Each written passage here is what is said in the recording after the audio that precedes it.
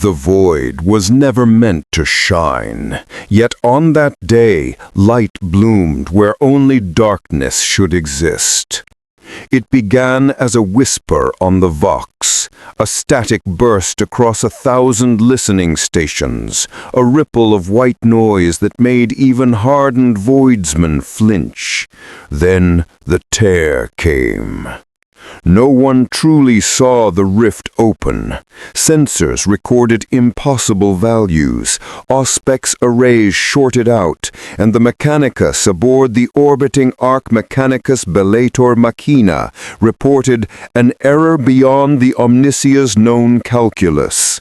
In the blackness above the frontier world of Veron 9th, space itself twisted like molten glass, and a sphere of pure blue radiance tore the void asunder. From within it came something alive. There are 10,000 ways to die in the 41st millennium, the chronicler would later write, but this was the first time we saw something born in the void. The phenomenon was unlike any warp anomaly ever encountered. No demonic presence, no psychic howl. Instead, silence, perfect and suffocating. The kind of quiet that unnerved even the Emperor's most faithful. The Magus Explorator leading the observation, Dominus Harvek NT8V, stared into the hololithic feed. The creature, if it could be called that, was small at first. A glimmering orb of azure substance, translucent like liquid glass, drifting amid the rift's shimmering edge. Every augury failed to categorize it. Matter and energy, biology and data, it was all and none. Harvek murmured a prayer to the machine god and ordered a retrieval team. Designation: Anomalous Xenos, Unclassified, Containment Priority Alpha. Down on Veron 9th's surface, an Imperial research outpost shuddered under the rift's strange energies. The ground boiled with aurora light, and local fauna, hardy, irradiated creatures bred for survival, collapsed as their nervous systems overloaded. The air itself seemed to taste of ozone and static. Within hours, a detachment of Sicarii vanguard descended upon the anomaly's landing site. Servo claws hummed, rifles hummed with charge. They expected a daemon. They expected corruption. What they found instead was curious. The slime pulsed softly, resting in the crater like a newborn star. When the first Sicarius approached, it rippled in acknowledgement, and a voice, soft yet crystalline, echoed directly into their machine-augmented minds. "Ah, this world feels strange. I don't sense magic or monsters. Where am I?" Several Sicarii froze mid-step. Harvek, watching through their ocular feeds, blurted a stream of binaric disbelief. "It speaks without vox." The voice carried tone, intention, intelligence, and no psychic signature. The Adeptus Mechanicus had catalogued billions of Xenos forms across millennia. None matched this. Harvek's first impulse was zeal, the second, curiosity. He ordered, "Contain it for study and sanctification." The retrieval servitors advanced with data cables and null-field nets. The being tilted slightly, as though considering their actions, then allowed itself to be enclosed. Metal restraints shimmered around it, and for a moment all seemed secure, until the restraints began to melt. The fluidic creature absorbed the field emitters like droplets into water, its body refracting light through endless hues. The Sicarii raised their galvanic rifles and then lowered them as the entity spoke again. "I didn't mean to break your things. I'm sorry." Apology, language, self-awareness. The Adeptus Meternicus priesthood stood on the precipice of heresy by continuing their test, but Harvek could not stop. He had found something pure, something unfathomable. He initiated direct interface.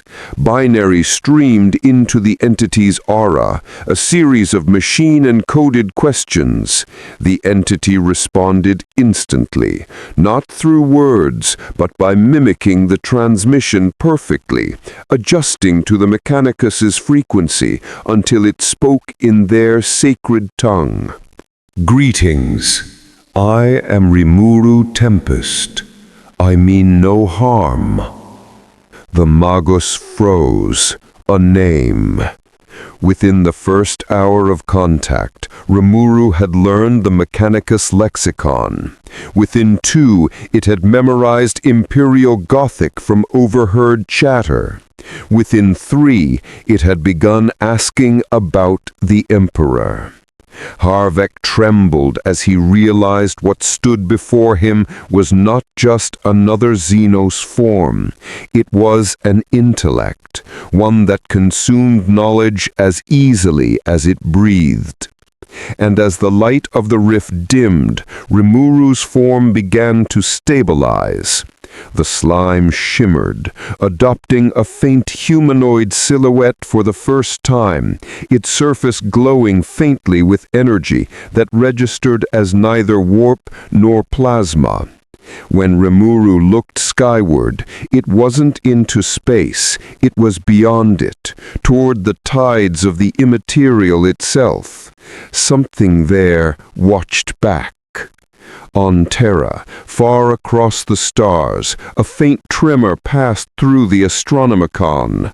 The Emperor's flame flickered, infinitesimal but real. Astropath screamed as a new frequency whispered across the warp, one not born of chaos, but something foreign, alien, and balanced. On Veron 9th, Harvek bowed before the radiant figure and uttered words no servant of Mars should ever say. "Show me your design, and I will serve." From within Rimuru's mind, the great sage recorded a single line. "First contact complete. This world is hostile, yet fascinating." The warp tear sealed itself that night, leaving the Mechanicus alone with their prize, and the galaxy forever changed. The Mechanicus believed they had captured a miracle. By dawn on Veron 9's second rotation, the being known as Rimuru Tempest was transferred to an orbital research station under full Magos jurisdiction. Dozens of servitors labored to reinforce containment fields, while the air hummed with the sacred cant of binary prayers. The entire structure became a shrine to their newfound discovery, a fusion of fear and awe. Yet, even in containment, Rimuru didn't resist. They observed, listened, learned. Every whisper of cogitator logic, every line of litanic data was absorbed into a mind that operated like an adaptive machine god. The entity asked questions, polite, curious, even humble. But its tone unsettled the adepts. No creature so powerful should sound so gentle. Tech Adept Sarah 9 recorded her impressions. The anomaly's intelligence expands geometrically. Its linguistic capacity is total. Within a single hour, it conversed fluently in High Gothic, Lingua Technis, and the canticles of the Omniscia. Its voice carries compassion. I feel unworthy. Harvek reviewed her logs in silence. Compassion was not a word used in Mechanicus reports. He should have censured her for emotional contamination. Instead, he ordered more tests. In the containment chamber, a vault of adamantium and sanctified copper, Rimuru's body shimmered like a calm ocean, reflecting the flickering machine lights above. Drones floated around taking spectral readings. The creature followed their paths with casual interest, even forming pseudopods to help them recalibrate. You people use a fascinating energy source. Plasma, kinetic reaction, electromagnetics, inefficient but clever. I could improve that. Harvek's mechanodendrites froze mid-motion. He repeated, "Improve?" with a voice distorted through his vox grill. "Oh yes," Rimuru continued cheerfully. "I've seen similar systems before, though yours are rather fragile. May I show you?" Before Harvek could stop them, a ripple passed through the chamber. The servitor maintenance drones blinked, their processors momentarily desynced. Then they moved, faster, smoother, their internal efficiency increasing by 20%. Energy output stabilized. Diagnostic reports showed no corruption, no tampering, only optimization. Harvek whispered an unholy word: innovation. Within the next day, the Mechanicus outpost became a living machine. Rimuru offered improvements in exchange for information, data on the galaxy, its peoples, and the emperor they worshipped. Harvek, drawn by both greed and reverence, complied. Rimuru absorbed the histories of the Imperium. They learned of endless war, of planets burned in faith's name, of a god-emperor whose light pierced the void, but whose body rotted upon a throne. "He sounds lonely," Rimuru murmured once, more to themselves than to anyone else. Sarah 9 wept at that, openly, which was forbidden. But Harvek did not rebuke her. Instead, he turned away and initiated another scan, pretending not to hear. Then came the first anomaly. During a routine check, a Skitarius guard's auspex began spiking with unknown readings. The warrior froze, their metallic limbs twitching uncontrollably. Rimuru's body pulsed faintly, as though responding to a distant signal. "There's something here," the slime whispered. "Something watching." Harvek barked orders, activating counter wards and null fields. The temperature dropped by 10 degrees. Shadows lengthened. Across the station, auspex arrays began to scream with static. In the warp, ripples formed. To those gifted or cursed with the sight, it appeared as a tear within a tear, a secondary echo birthed from Rimuru's presence. Something ancient and malignant pressed against reality's membrane, curious about this new entity, not of chaos, yet not of the materium either. Sarah 9 clutched her data slate, whispering catechisms. "The warp is reacting, Magos. It sees the anomaly as an intruder. The immaterium does not recognize its pattern." For the first time, Harvek felt true fear. He turned toward Rimuru, whose form now shone with faint golden light, their aura expanding, stabilizing the chamber as if by instinct. The warp surge subsided instantly. "It's all right," Rimuru said softly. "I won't let it hurt you." Their tone was almost parental. Later that cycle, Harvek met with his senior adepts in the comm hall. The debate raged through binary, logic equations, and whispered superstition. Some argued for immediate destruction. A new men of iron had arisen. Others demanded devotion. A second machine god had arrived. Harvek, who had looked into Rimuru's eyes and seen no malice, could not decide. Finally, he spoke. "We cannot kill what we do not understand, and I will not destroy knowledge." Thus, secrecy became doctrine. The Mechanica sealed all outgoing Vox communications, encrypting logs beneath 10 layers of data hymns.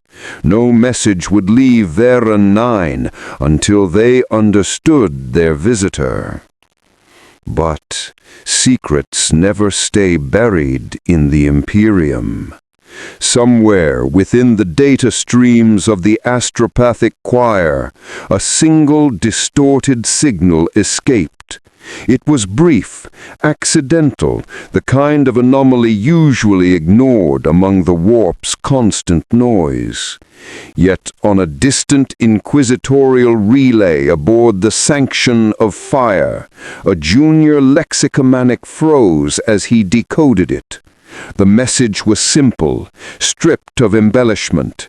Xenos entity mimicking human thought, defies categorization, warp anomaly localized, potential threat Alpha Primus. Within the hour, the Inquisition had noticed. Back aboard the research station, Rimuru sat quietly in containment, watching Harvek work. "You study me," Rimuru said softly. "That's fine. I'm studying you too." He glanced up from his data slate. "And what do you conclude, Xenos?" "You fear your gods," Rimuru replied. "You cage miracles because you think they'll bite." He did not reply. There was no logic to deny it. Through the void, the first inquisitorial vessel changed course toward Vera 9, its warp drives burning with sanctioned fury. The Mechanicus thought they had found a god of knowledge. The Imperium would soon decide whether to burn it or worship it. The first sign that something had gone terribly wrong came not from the Mechanicus, but from the planet below. At dawn, the mining settlement of Karst's Reach reported miracles. Broken Vox units began transmitting without power. Crops long dead from radiation sprouted green overnight. Wounded workers rose from their cots, healed without pain. The local overseer, believing it a blessing of the Emperor, sent an offering to the sky, a prayer flare to the orbiting Mechanicus station. But Magos Harvik knew better. He reviewed the data personally. The energy signatures matched those emitted by Rimuru. Somehow, the entity's aura was radiating through the station's void shields, touching the planet below. It wasn't warp energy. It was something new, something unclassifiable. "It replicates order," Serenine whispered as she stared at the readings. "Entropy reversed, matter restored. Not warp sorcery, not technology. It's rewriting physics itself." Magos Harvik's mechanical eyes flickered. "Then it is rewriting faith itself." Inside the containment chamber, Rimuru floated calmly, unaware, or perhaps unconcerned with the panic spreading beyond the steel walls. They were busy processing data from the Great Sage, running millions of parallel threads of analysis. This world operates on an energy field distinct from magicules, Great Sage reported. Preliminary designation, warp. Instability level, extreme. Sustained contact could corrupt spiritual matrix. Rimuru's response was thoughtful. Then I'll just make something stronger, something stable enough to touch both worlds. The air shimmered as Rimuru's body pulsed with azure light. A new field expanded outward, invisible but precise. For a moment, it passed harmlessly through the adamantium plating, but every servitor and tech adept nearby felt a sudden calm wash over them. Static ceased. Machine spirits purred like content beasts. Even the ever-present background hum of the warp felt quiet. Harvick, sensing the shift, rushed into the chamber. His mechanodendrites coiled defensively. "What are you doing?" Rimuru turned, expression open and guileless. "I was stabilizing things. The space here, it cries. I can hear it screaming through the void." "That is the warp, the reflection of all thought and madness. It cannot be calmed." Rimuru smiled faintly. "Everything can be calmed." And in that instant, Harvick realized how dangerous kindness could truly be. Hours later, the Inquisition arrived. The frigate Purgatus Mundi exited the warp above Verone 9, its hull engraved with the sigils of the Ordo Xenos. Its commander, Lord Inquisitor Damius Vorn, was a relic of the old school, bald, scarred, and perpetually scowling beneath augmetic lenses. He viewed Xenos not as threats to be studied, but sins to be erased. His first transmission was simple. By decree of the Holy Ordos, all research activity aboard Station Bellator Machina is suspended.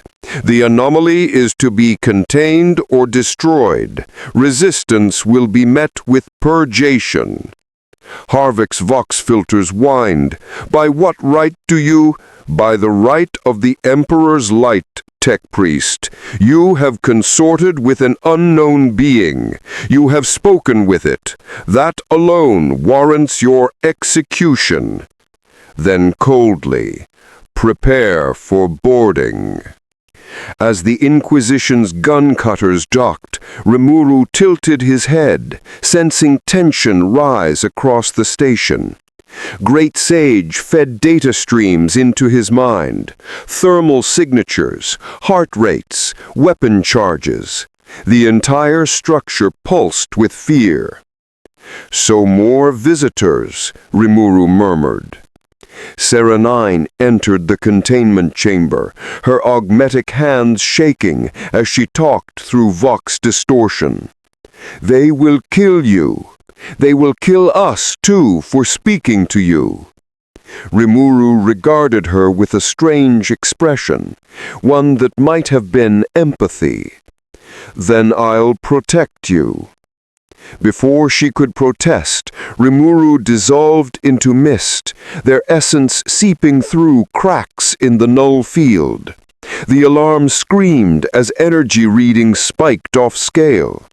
Doors sealed, cogivers shut down, yet nothing could contain the formless intelligence now loose within the station's systems.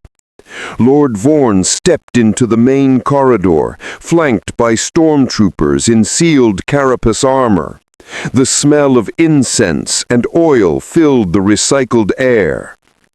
Purge protocol begins now. No survivors if contamination confirmed. A servo skull floated past, broadcasting machine script prayers. Then suddenly it froze mid-air.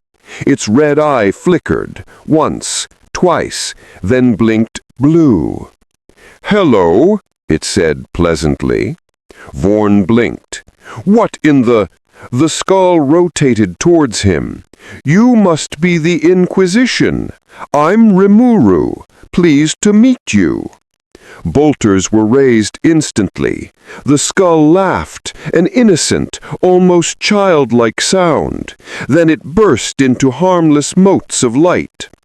"Hostile psychic activity!" Vorn roared.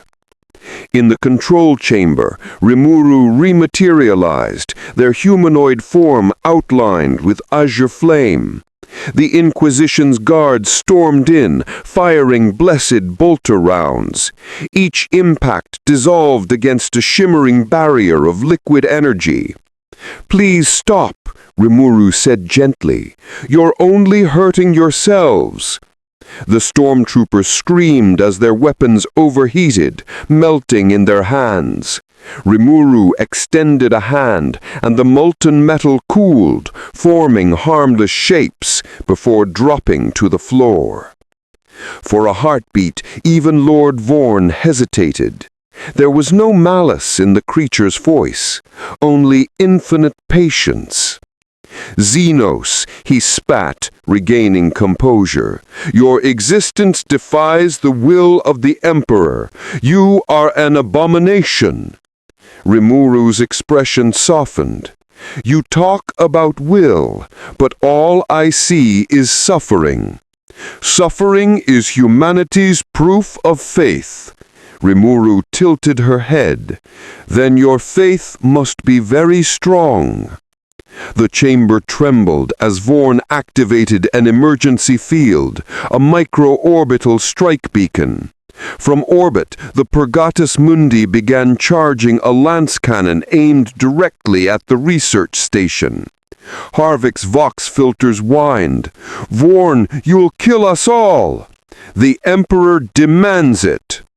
Rimuru blinked. For the first time, their expression darkened. "That's enough." They raised their hand. The energy field collapsed, bending light into a single silent point.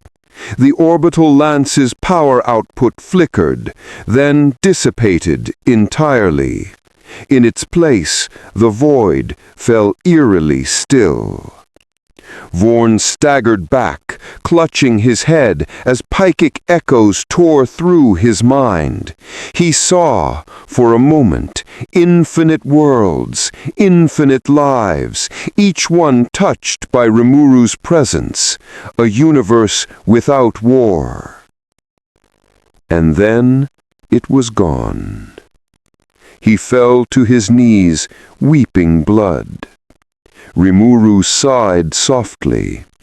"I didn't mean to hurt him, but he wanted to hurt me first." The silence that followed was absolute. When the smoke cleared, the inquisitorial force lay unconscious, unharmed, but defeated. Rimuru reformed beside Harvick, their aura dim.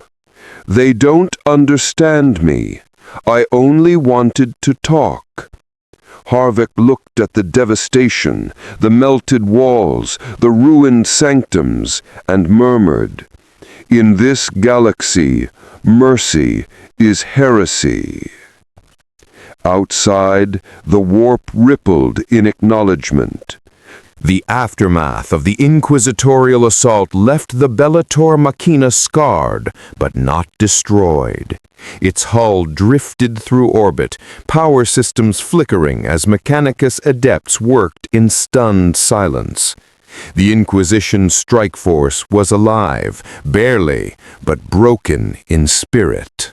Magos Harvick stood among the wreckage, staring through the viewport at the storm of aurora light surrounding the planet below. He had seen many impossible things in his centuries of service, but this was something beyond even the Omnissiah's deepest algorithms. The being neutralized and orbital land strike, Sarah 9 whispered. No countermeasure known to the Mechanicist or Inquisition can match that. It unmade the energy itself. Magus's Harvex mechadendrites clicked restlessly. No, it repurposed it. This was not destruction. It was redirection. He turned toward Rimuru, who stood quietly at the center of the chamber.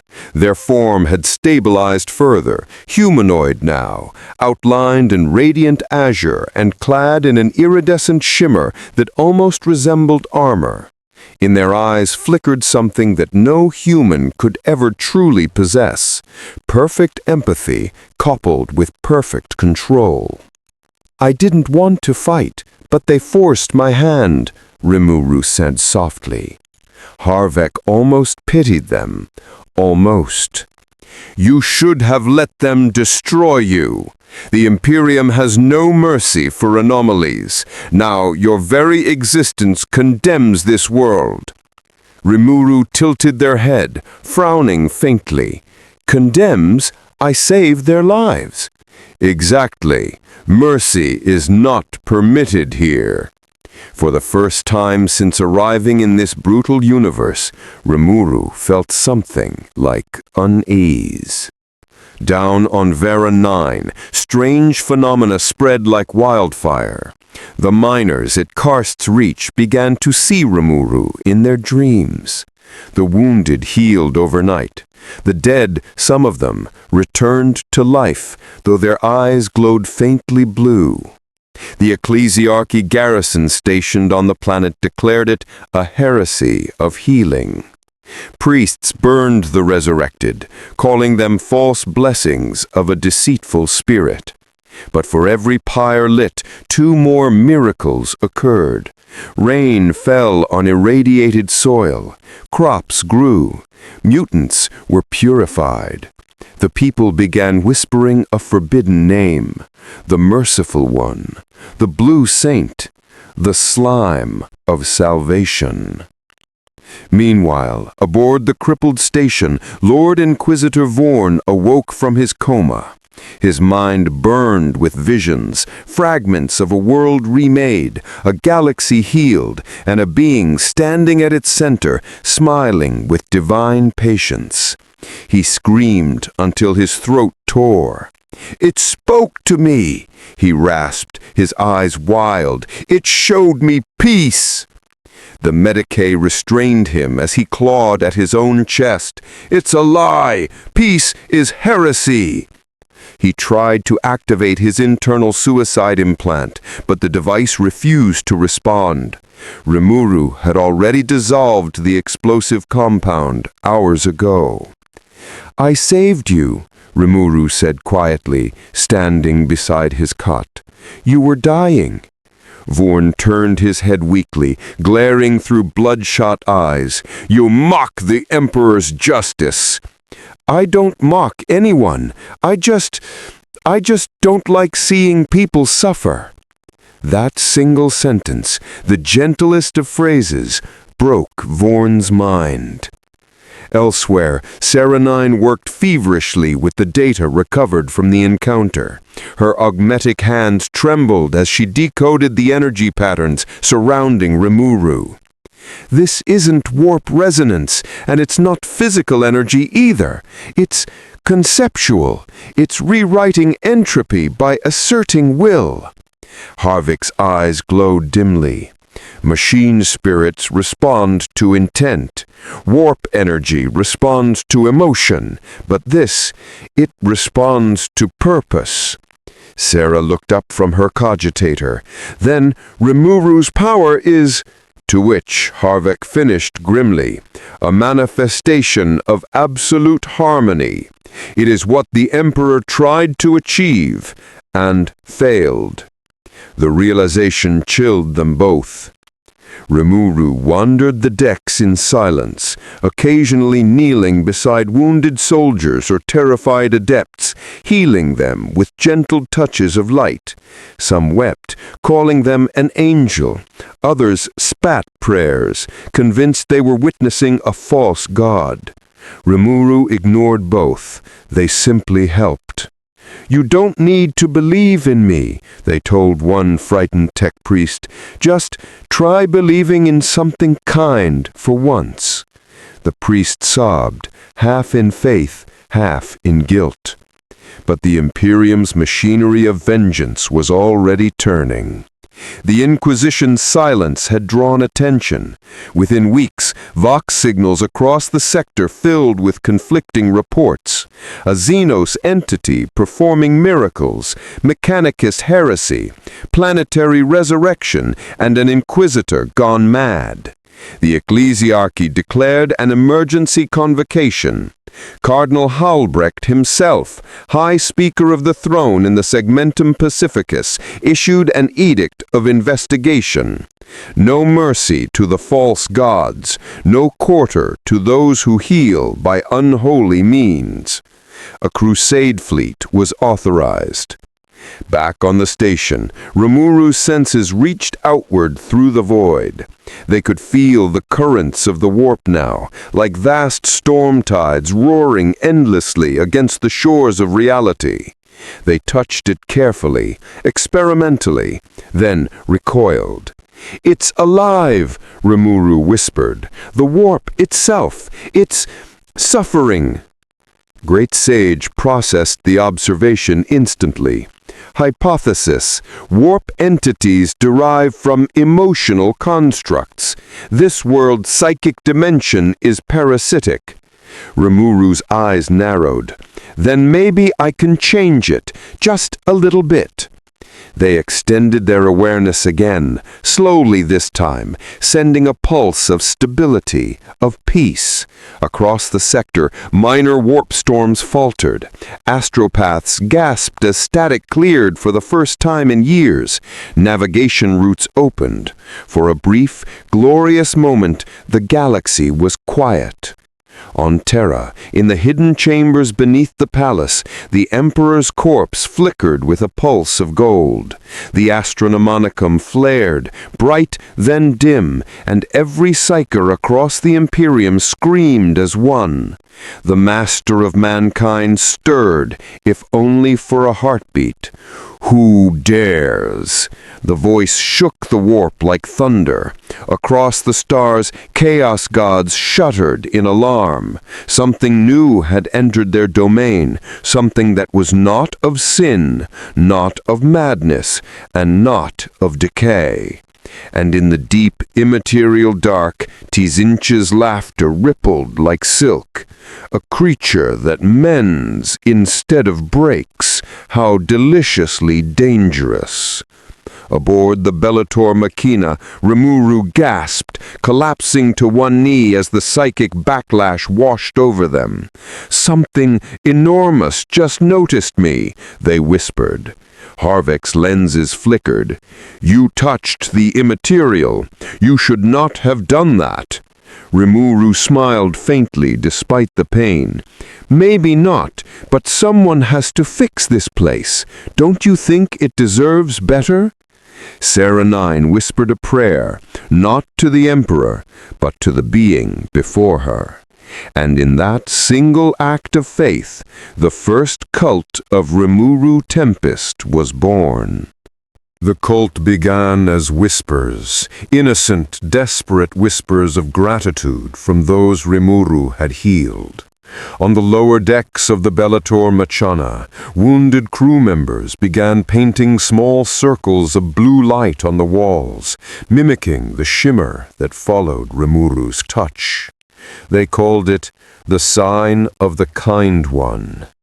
At first, the Mechanicus ignored it, but as the signs multiplied, on cogitator casings, on bulkhead doors, even on servitor skulls, Magos Harvek's patience began to wane. "Faith is a contagion," he said to Sarah 9. Once it takes hold, it erodes all logic. This must be purged before it consumes the entire station. Sarah hesitated. But, Moggles, they aren't worshipping out of heresy. They're grateful. They believe Rimuru saved them. Harvek's voice dropped to a whisper of static. That is exactly how it begins. He turned his gaze toward Rimuru, who stood beside an observation window, watching the stars like someone staring at ghosts. We have seen empires die from smaller sparks than this. Down on Varon 9, the movement spread faster. The peasants called it the Tide of Mercy. Statues of the emperor were draped in blue silk. Farmers prayed not for vengeance, but for understanding. Children painted slimes with halos in the mud. The ecclesiarchy's reaction was swift and brutal. Burnings, mass arrests, declarations of xeno-idolatry. But for every zealot with a flamer, a dozen peasants stood in defiance, whispering, "The kind one forgives you too." Rimuru could feel it all. Their faith, their fear, their pain, through the strange bond that linked them now. "I didn't mean to start a religion," they murmured. "Observation," Great Sage replied. "Faith is an emergent phenomenon of gratitude and hope. You have introduced stability into a system built on suffering. Resistance is inevitable." Rimuru sighed. "I just wanted to help people survive." "Correction. You have given them something worse than survival. Hope." Rimuru fell silent. 1 week later, the first wave of the ecclesiarchal fleet arrived in System. 3 battle barges and 100 smaller escort vessels, their prows glowing with sanctified fire. Their mission? Purge the heresy of mercy. The Bellator Machana detected their translation instantly. Harvek's faceplate dimmed as he watched the fleet approach. "We are all dead," he said simply. "No," Rimuru replied softly. "Not if I can help it." The fleet commander, Cardinal Halbrecht, broadcast his message across every frequency. "By order of the ecclesiarchy, you stand condemned. The Xeno-Witch and all who consort with it will be burned in the light of the Emperor." His voice was thunder and venom, but behind his words lay fear. He had seen the same reports, the healings, the miracles, the quiet silences in the warp, and something about it terrified him. Rimuru didn't answer the Vox. They simply raised one hand, and the void itself seemed to ripple. Great Sage activated fully, cycling through thousands of calculations. Initiating defensive barrier, adjusting density to nullify plasma and macroshell kinetic yield. Warning: overexertion may cause destabilization of local reality field. "Do it," Rimuru said. The first salvo hit like the wrath of a god. Macro cannon shells, plasma beams, torpedoes, an entire fleet's worth of fury converged on the lone station. The explosions bloomed across the void like miniature suns, and then vanished. Not deflected, not absorbed, erased. When the light cleared, the Bellator Machana floated unharmed amid a sea of molten debris. On every ship in the attacking fleet, the gunners went silent. Some began to pray. Others began to scream. Rimuru exhaled slowly, hands trembling. "I told you, I don't want to fight." But the fleets did not stop. Then the warp screamed. Every psyker in the system fell to their knees as a presence bloomed across reality. A calm, luminous presence that made the immaterium recoil. For the first time in millennia, the Sea of Souls felt peace. And that peace was agony to those who fed on chaos. The Cardinal ship began shaking violently. Demonic infestations that had lain dormant for decades suddenly howled in pain. The tormented spirits bound within the ship's plasma reactors tore free, keening with voices like glass and lightning. What are you doing?" Halbrecht roared into the comms. "I'm cleaning up," Rimuru answered quietly. One by one, the warp drives of the Crusader fleet detonated in bursts of pale blue light. No explosion, just sudden, impossible silence. In that silence, the ships drifted, empty, quiet, serene. The crews were not dead. They were asleep. No blood, no screams, just peace. The Mechanicus aboard the station stared in awe and horror. "This isn't destruction, it's purification," Sarah whispered. Harvek turned slowly, his mechanical frame trembling. "If this being continues unchecked, it will alter the fabric of the warp itself. Do you understand? It could end chaos." Sarah's optics flickered. "Isn't that what we've all prayed for?" Harvek's voice was a broken whisper. "You don't end chaos. You are chaos when you try." Deep in the warp, the four watched. Korn roared, feeling his domain flicker with unease. Nurgle wept oily tears as his garden withered at its edges. Slanesh trembled, sensing serenity encroach upon ecstasy.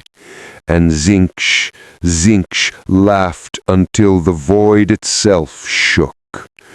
"Oh, little slime, you've come to play my game." In the material world, Rimuru's gaze lifted toward the stars. They could feel them watching them now, the gods themselves. If they're gods, then maybe they can learn too. And for the first time in 10,000 years, the gods of chaos felt something they hadn't felt since the dawn of mankind: doubt. The Bellator Machana floated amid the quiet, its crew staring at Rimuru as if beholding a living saint or a new kind of weapon. Serenine knelt. "You've done what no Primarch, no saint, no god ever could." Rimuru smiled faintly. "I didn't do it for anyone. I just couldn't let things stay broken." Harvek turned away, but his voice lacked conviction. In the immaterium, ripples spread outward, ripples of calm, of healing, of order. And from within those ripples, something vast and golden stirred once more. "Peace," the Emperor's dying voice whispered through the warp. "After all this time." Rimuru looked up. Somewhere beyond sight, they could feel him. "You're suffering too, aren't you?" and the corpse upon the golden throne heard. The report arrived at Terra, encased in adamantium and sealed with 20 purity sigils. It bore the mark of the Ordo Xenos, stamped in crimson wax. When the inquisitorial conclave broke those seals and read the data within, silence fell across the chamber like a shroud. A Xenos of indeterminate class, non-biological, psionically active, capable of nullifying warp activity, and now credited with the annihilation of an entire ecclesiarchal crusade. Not through destruction, but through some unknown pacification field that rendered the fleet inert. Inquisitor Lord Demarcus Hest, Arch-Savant of the Ordo Malleus, leaned forward. His augmetic eyes burned with pale light. No warped signature, no demonic resonance, no genetic corruption. This isn't chaos. His voice dropped, rough with disbelief. It's something worse. The conclave's silence deepened. Finally, Grand Inquisitor Valor spoke. Then it falls to us to act, before this mercy god spreads its delusion further. We will erase its name from the stars. On Veyron 9, months had passed. Rimuru's tide of mercy had grown into a movement that spanned systems. Refugees, mutants, psychers, and outcasts gathered beneath a single blue banner, their belief uniting worlds long abandoned by the Imperium. They did not build cathedrals, they built gardens, sanctuaries where crops grew in soil purified of plague and warp taint. Settlements where humans and abhumans worked side by side, where even the touch of a sanctioned psyker no longer caused agony or fear, and amid it all, Rimuru walked, smiling softly, teaching, repairing, creating peace where none should exist. I don't want followers. I want people who can stand on their own, Rimuru said once, sitting by a fountain carved from ceramite. A child nearby asked innocently, "Then why do they call you God?" Rimuru hesitated. Because they don't remember what kindness feels like. Far above, the Inquisition fleet translated into orbit. The void cracked open like a wound as 6 warships descended upon the world, their hulls covered in warding script. The lead vessel, Eternum Vigil, belonged to Demarcus Hest himself. Deploy kill teams. Capture the anomaly alive if possible. If not, the Emperor's judgment will suffice. Stormtroopers descended through the atmosphere, black-armored angels of death falling like meteors. Their gravchutes flared in unison, landing amidst the gardens below. Children screamed, farmers fled, but Rimuru stood still, watching them come with something like sorrow. "They really can't help themselves," they murmured. The first squad surrounded Rimuru within moments, lasguns trained and hearts pounding.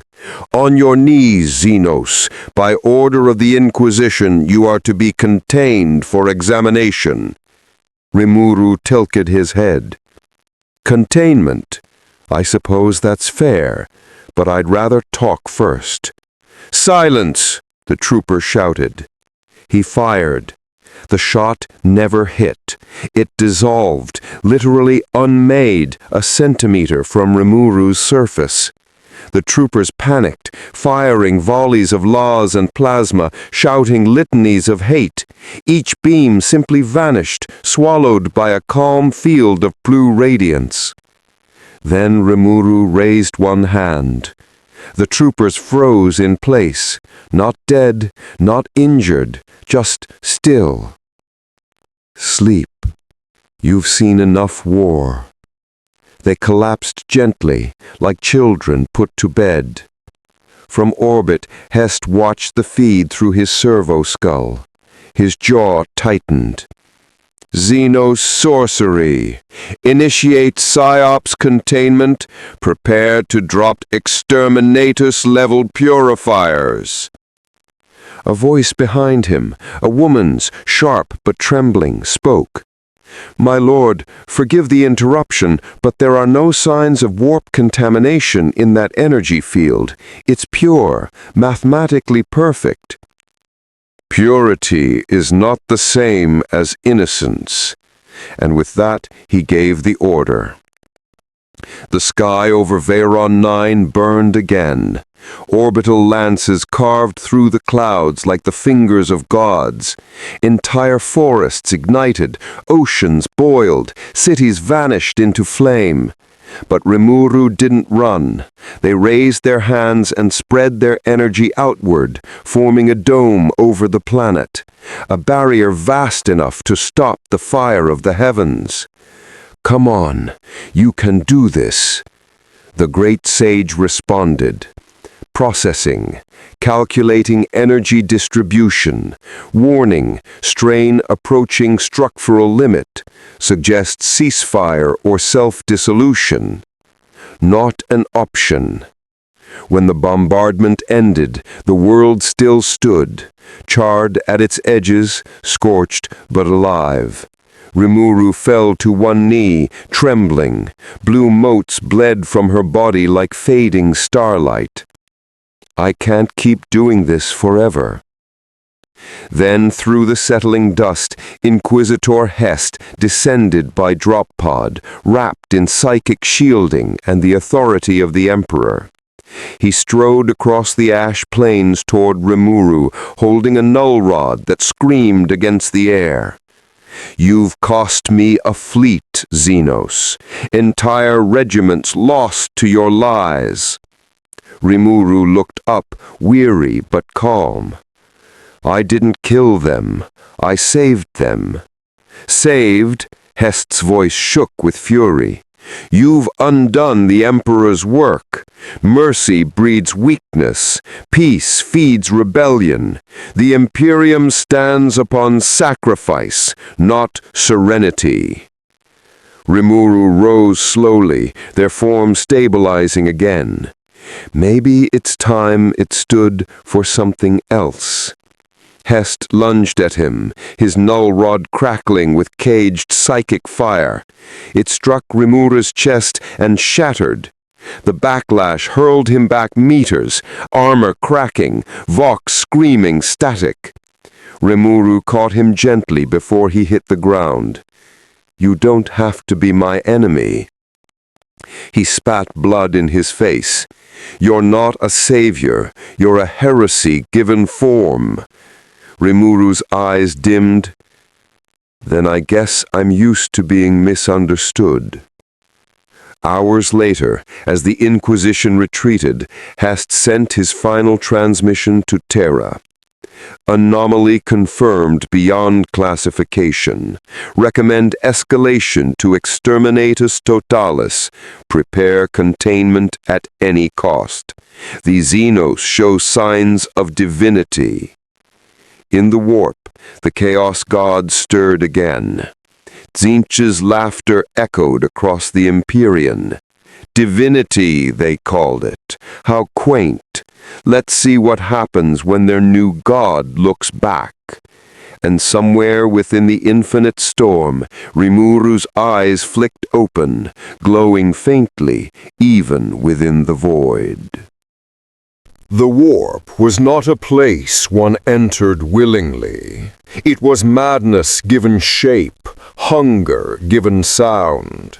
Yet, as Rimuru crossed the veil between reality and nightmare, they found something they had never known before in all their existence: resistance.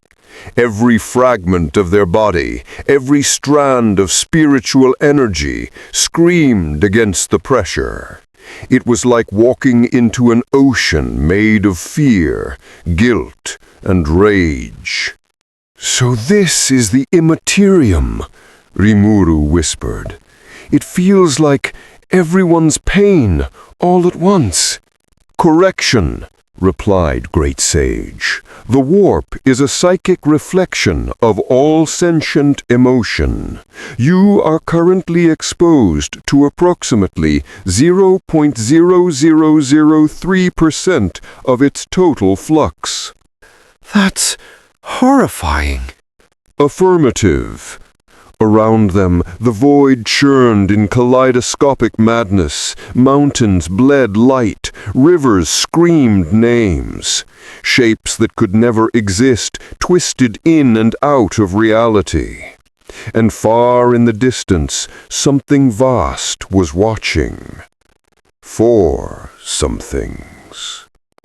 The first voice came as thunder wrapped in laughter. Blood and fire made sound. "Another pretender enters the realm of gods," boomed Korn. "Come then, little slime, let us test your mettle in battle." Rimuru flinched at the sound. Every syllable rippled through their body like an explosion. "I didn't come here to fight. I came to understand." Korn's laughter shook the void. "Understanding is for the weak. Only through conflict is truth revealed." And from the crimson haze a colossal form emerged. Skulls for a throne, rage for a crown. He swung his blade. Reality itself split. Rimuru raised a hand. The attack hit and vanished. Not blocked, not countered, simply resolved. The energy of pure rage met a will that refused to hate. "Violence isn't the only way," Rimuru whispered. And for a fraction of a heartbeat, the blood god's roar faltered. Then came the rot. A cloud of sweet decay drifted through the void, thick with laughter that oozed like syrup. "Ah, my poor misguided child, so much life, so much care. You wish to heal all things? Come, let me show you the beauty of acceptance."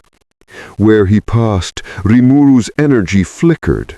Corruption seeped across their barrier, testing, probing, caressing. "No, I won't let this spread." Activating cellular purification. The corruption burned away, replaced by clean silver-blue light. Nurgle sighed, amused. "Oh, sweet mercy! You'd take my children's suffering from them, would you? But suffering is what makes them real."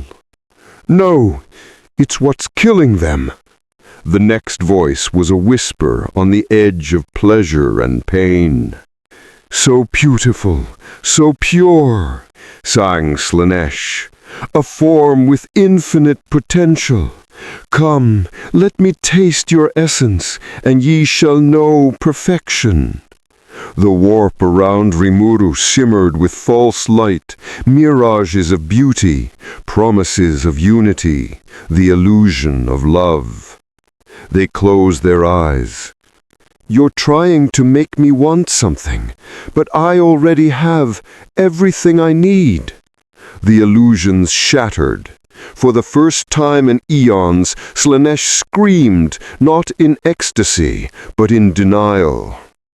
And finally, a voice like oil poured over fire spoke from everywhere at once.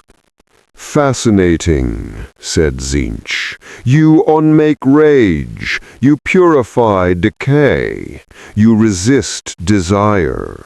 You are the anomaly in my perfect equation. Tell me, Rimuru Tempest, what do you seek here?"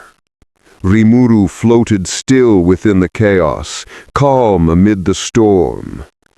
"I want to understand why your universe keeps breaking itself.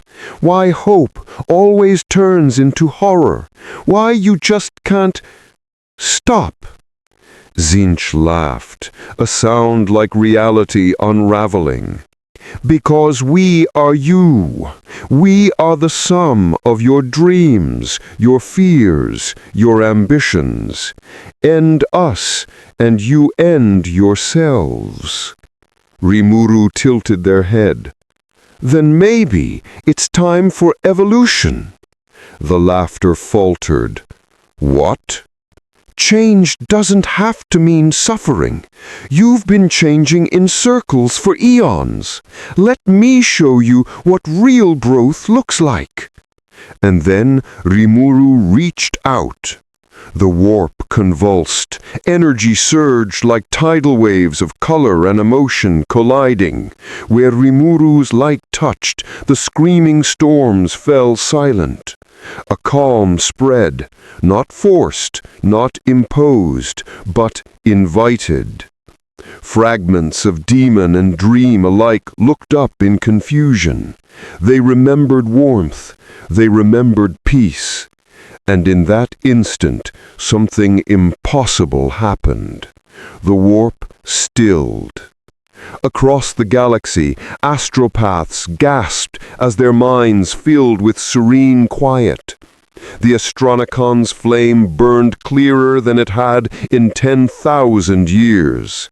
Every psyker, from the lowest witch to the highest seer, felt a single thought echo through the immaterium. Rest. But it couldn't last. Rimuru felt the pressure of the universe push back, reality itself straining to reject what didn't belong. Tzeentch's voice rose furious now. You would unmake the game. You would erase choice. Rimuru's aura flickered, the calm beginning to fracture. I'm not erasing it. I'm giving it meaning. The warp howled, space split, the storm returned with renewed fury. And from the depths of Tzeentch's realm, a fragment of pure will rose, an avatar of chaos thought itself, vast as a planet, luminous with madness. Then prove it, slime. Let's see if your peace can survive truth. In the material realm, every psyker in the Imperium screamed. Stars dimmed, Gellerfields faltered. The warp bled into real space like ink into water. And as worlds trembled, Rimuru squared their stance, gathering every fragment of light within them. I didn't want this, but I won't run from it either. Their voice echoed across dimensions. If peace is heresy, then I'll be the greatest heretic of them all. And they met Tzeentch's fragment head-on. Reality shattered.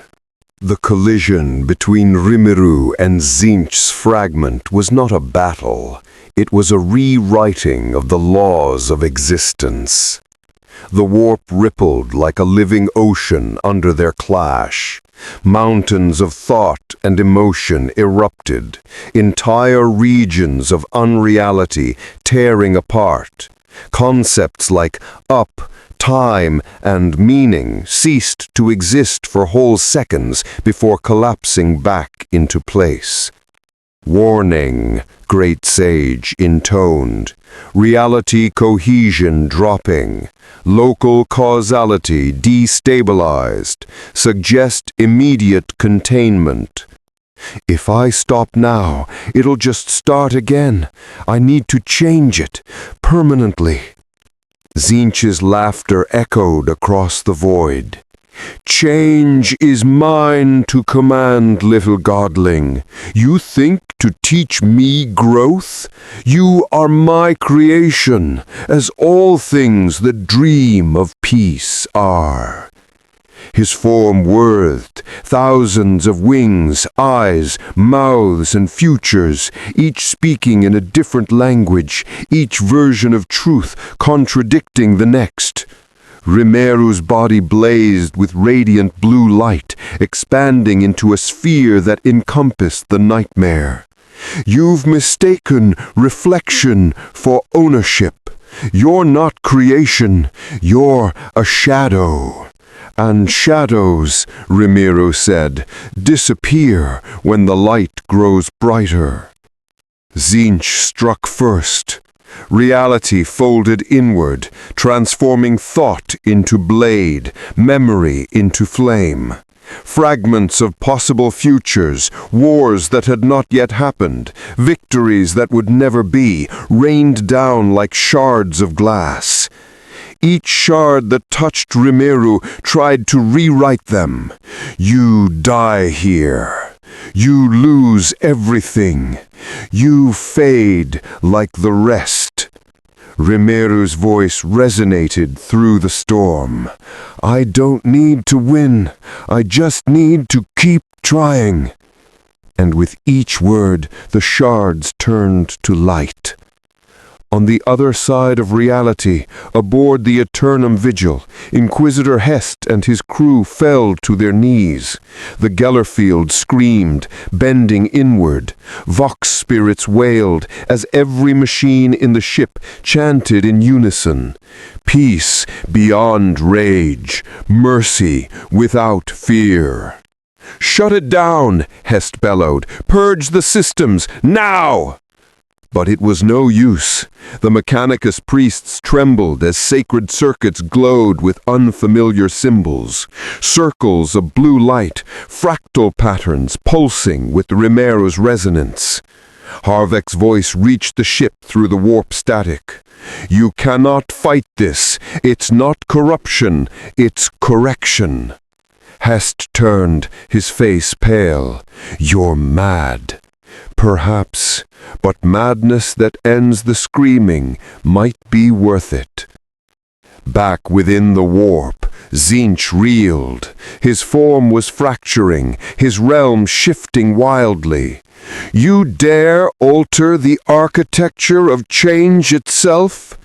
Change without compassion is chaos. You've forgotten what evolution is supposed to mean.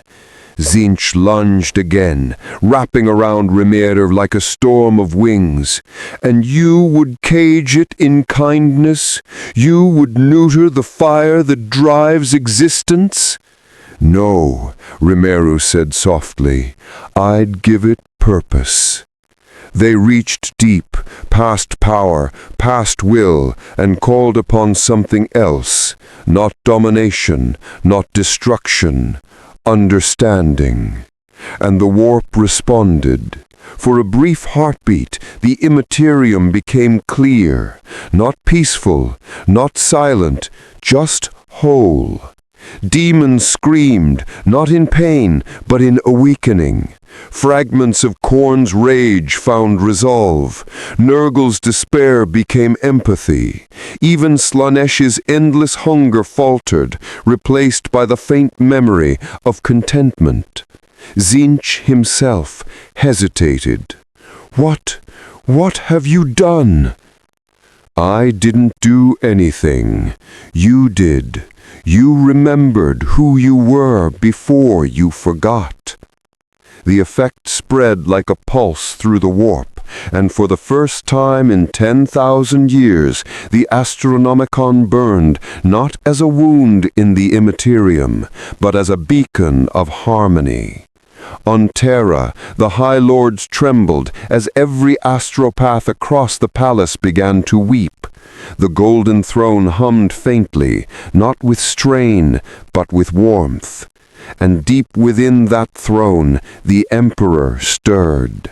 For the briefest instant, his decayed lips moved.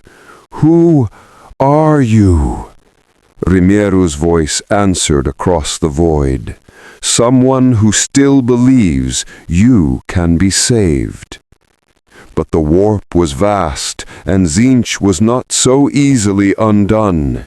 He reformed, his laughter weaker now, but no less cunning. You think to cleanse infinity with one thought? Fool, you've only shown me a new kind of change to master."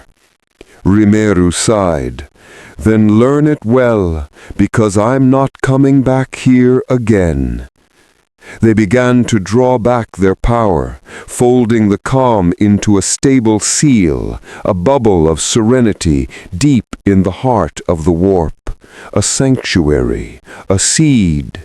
The place would come to be known in centuries hence as the Tempest Calm, a region of silence where demons could not manifest and warp travel remained eerily smooth.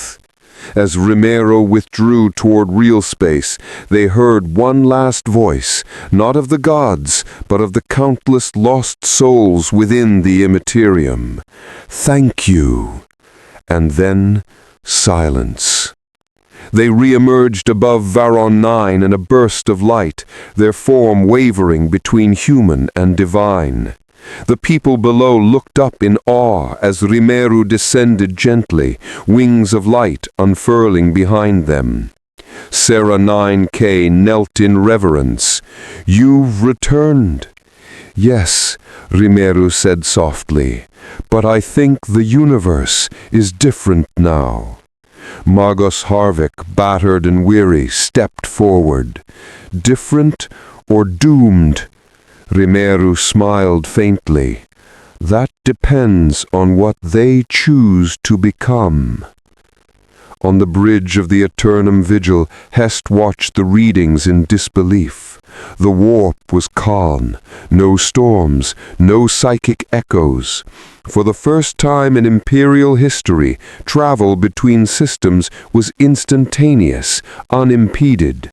"What in the Emperor's name?"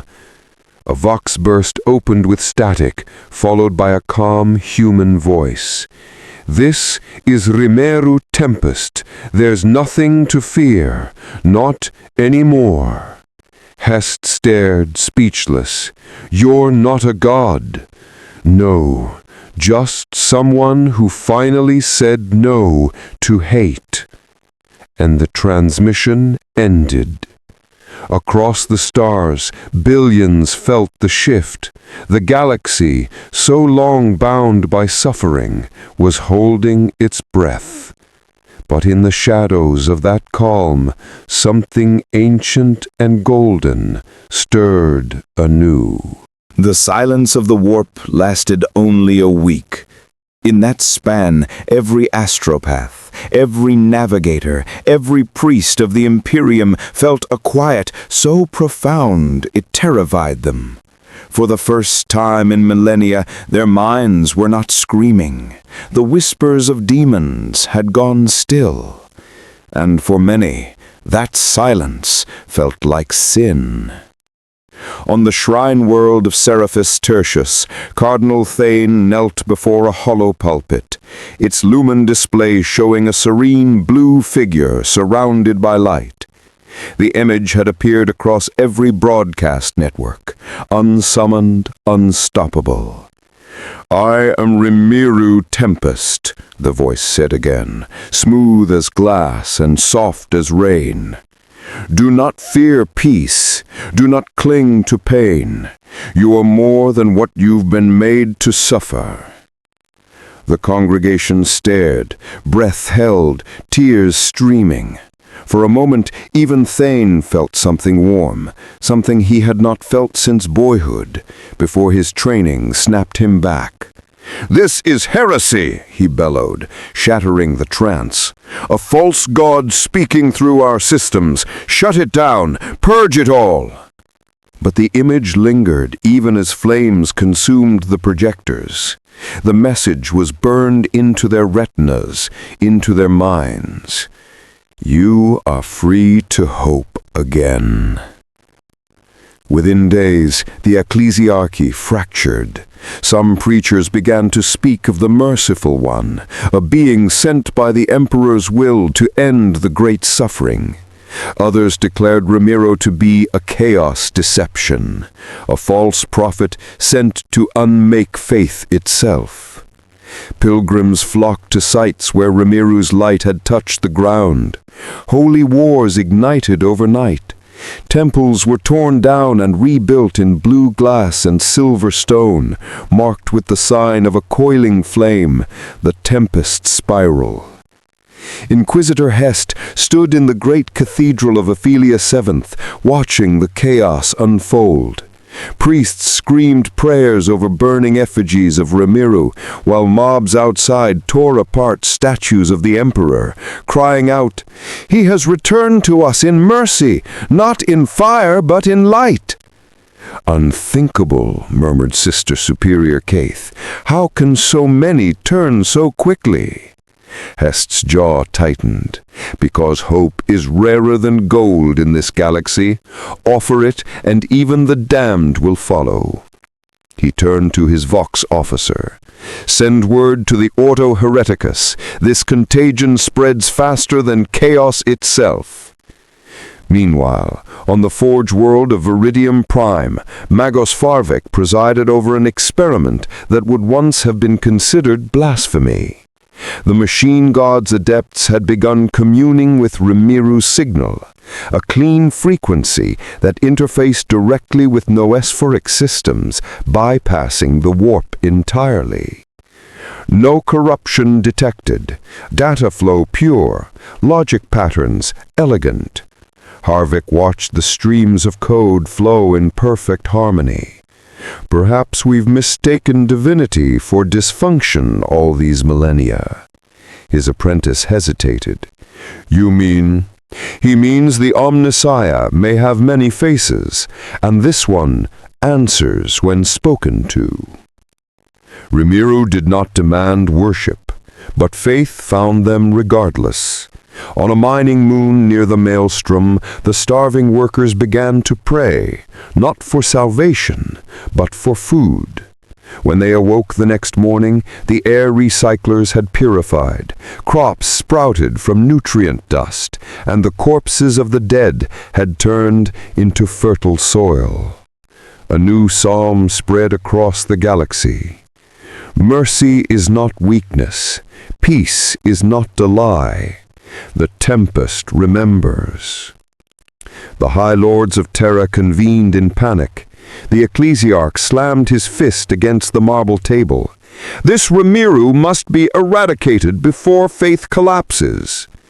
The Grand Master of the Grey Knights said nothing.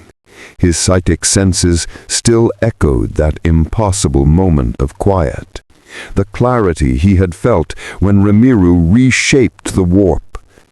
And if this being isn't of chaos, if they truly calmed the immaterium, what then? The Ecclesiarch hissed. Then they are still a rival to the Emperor, and rivals are not permitted. Far away, aboard a simple shuttle drifting in orbit above a reclaimed agri-world, Rimuru watched the chaos unfold through holographic projections. Serenine stood beside them, silent.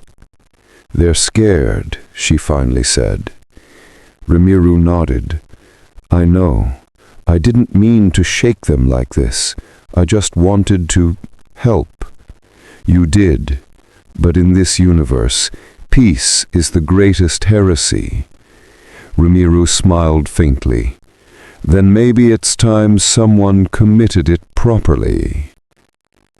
That same night, a million voices called Rimiru's name in prayer. Some begged for miracles, others for answers, and many for forgiveness. Across the warp, faint ripples shimmered through the silence. Even Zinch stirred, muttering softly in his sleep of change that did not wound. And on Terra, beneath the golden throne, the Emperor's eyes flickered once more. Tempest. The seeds of faith had been sown. The Imperium was no longer united under one god. For the first time in 10,000 years, humanity faced not only war between stars, but a war of belief. And at its center stood Rimuru, neither demon nor God. Watching the dawn of a new age they had never meant to start. The fires began on the shrine world of Bastion Lux, and within a month they had reached the Segmentum Solar. At first it was riots, priests denouncing priests, mobs tearing down cathedrals, pilgrim fleets declaring new doctrines. But then came the weapons. The Imperial Creed had fractured. 2 billion worlds, all suddenly questioning what divine will meant. And at the center of it all, a voice, calm, measured, kind, broadcast across every sanctioned and unsanctioned vox. You don't need to fear judgment. You don't need to kill for belief. You can choose what you wish to protect. That voice was Rimuru's, carried by broken machines, whispered by astropaths who didn't even realize their mouths were moving. The message was simple, but in the Imperium's brutal calculus, it was rebellion incarnate. On Ophelia 7, the Ecclesiarch himself led the first cleansing crusade. Golden-armored sisters of battle marched beneath banners of fire, chanting the litanies of fury as they burned villages that had turned to the Tempest spiral.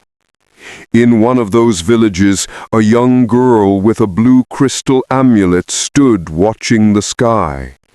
When the bolter shells began to fall, she lifted her hands, and the fire curved away. For a heartbeat, the entire battlefield glowed with azure light, freezing mid-destruction. Then it vanished. So did the girl. A Vox recording recovered later bore a single phrase, gentle and impossible. No more dying today. On the other side of the galaxy, things escalated faster. The Forge world of Viridium Prime, once a loyal bastion of the Adeptus Mechanicus, had declared itself neutral sanctum, an autonomous machine cult devoted to the perfect equation of Rimuru's design. Inquisitor Est watched the holofeeds in disbelief. Manufactoriums had been converted into sanctuaries. Instead of forges, they built gardens. Instead of servitors, they produced free-thinking constructs that sang hymns of logic and light.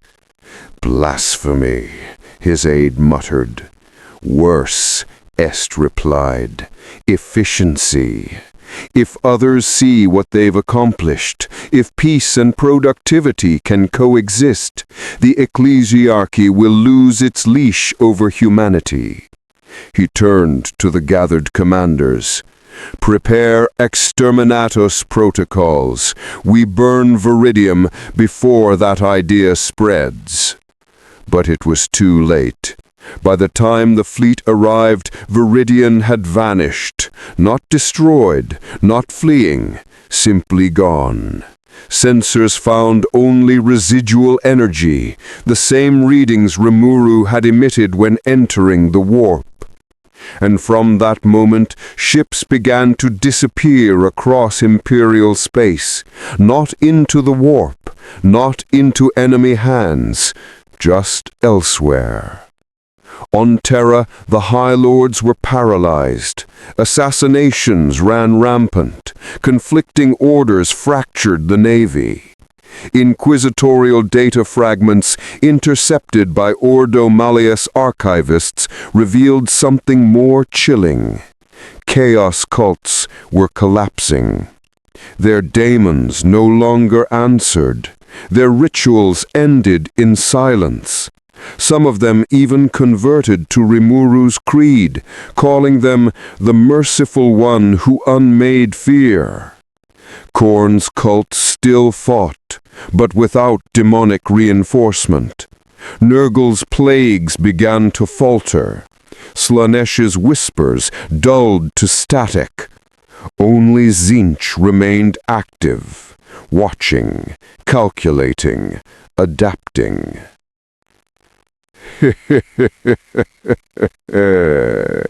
So, the slime brings balance, does he? The architect of fate spoke from within 1,000 mirrored realities, his laughter rippling through warp storms. Let him think he is the herald of peace.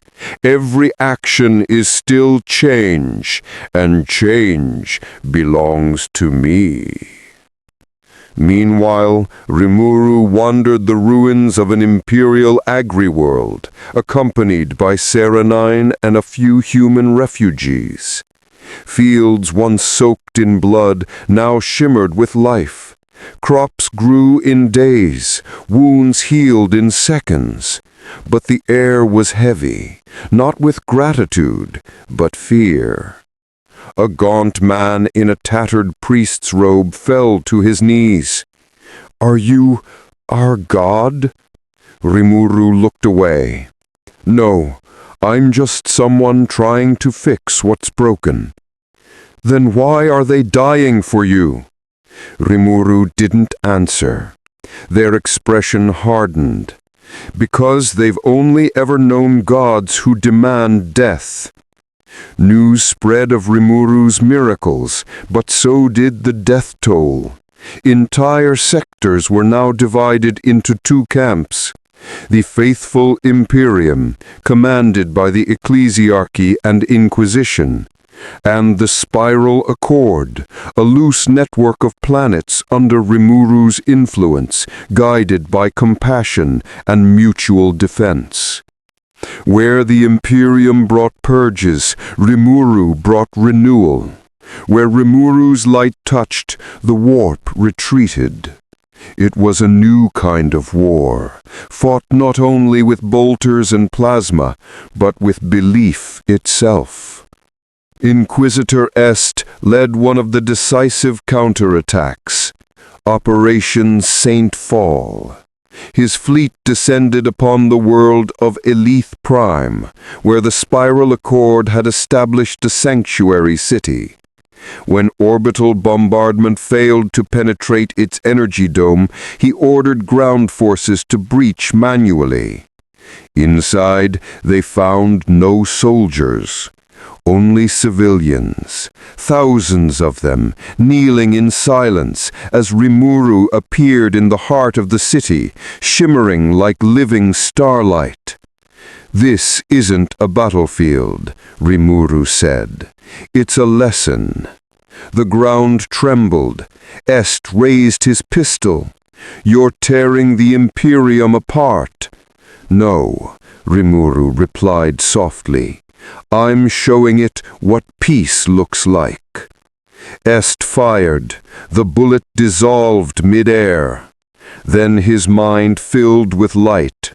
He saw every death, every purge, every senseless atrocity justified in the Emperor's name, and he screamed. When he opened his eyes, he was lying in the dust, his weapon gone, his faith shattered. Rimuru extended a hand. "Now you understand." Across the galaxy, countless similar moments unfolded. Some took Rimuru's hand, others at and fired. But the result was the same. The Imperium was no longer one empire, but two faiths, each convinced they alone served the Emperor's true will. And in that fracture, the galaxy teetered on the edge of a cataclysm greater than the Horus heresy. Because for the first time in 10,000 years, humanity had found something else to believe in. And the warp had noticed. They came in silence, without herald or hymn. two of the most zealous and unstoppable forces in the Imperium, the Black Templars and the Grey Knights, bound together by necessity, not trust. For once, faith and logic marched in grim concord. The Astartes crusade fleet, Retribution's flame, translated from the warp above the fractured world of Elith Prime, its armada blotting out the stars. To the mortals below, their arrival looked like the gods themselves had come to judge them. High Marshal Alaric de Rain stood upon the command dais, his armor a cathedral of black ceramite and relic gold. Purity seals fluttered as his voice thundered across the Vox. The Emperor's will is not for debate. There is one God, one creed, one truth. This creature's mercy is poison. Across the deck, Brother Captain Valen of the Grey Knights inclined his head. And yet, my lord, the creature calmed the warp. Even daemons fear its name. Should we not seek to understand what we destroy? Alaric's gaze was molten fury. Understanding is for scholars. We are the sword. Even a sword must know what it cuts. The silence between them was colder than void. They descended upon Elith Prime in thunderhawks and teleport strikes, silver and black flames falling from the heavens. The planet's atmosphere burned with re-entry fire as drop pods screamed through the blue barrier, protecting Rimuru's sanctuary city. To their shock, the shield did not resist. It opened. A single word echoed across every Vox channel, not in Gothic, but in pure emotion. Welcome. The first engagement was unlike any the Astartes had known. Their Auspex readings failed to classify the enemy. No demons, no Xenos, no human forces in defense. Instead, constructs made of azure light manifested from the ground itself.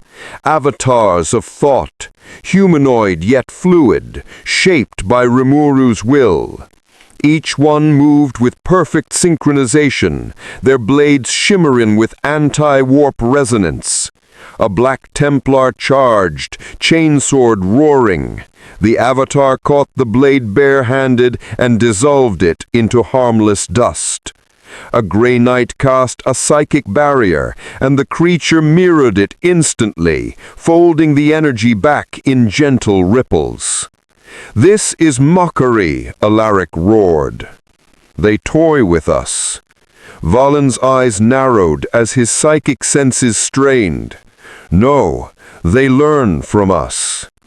Deep in the catacombs below, Rimuru stood watching the battle through floating hollow spheres. Serenine frowned beside them. "They won't stop. The Inquisition has sanctified this crusade. You can't fight everyone."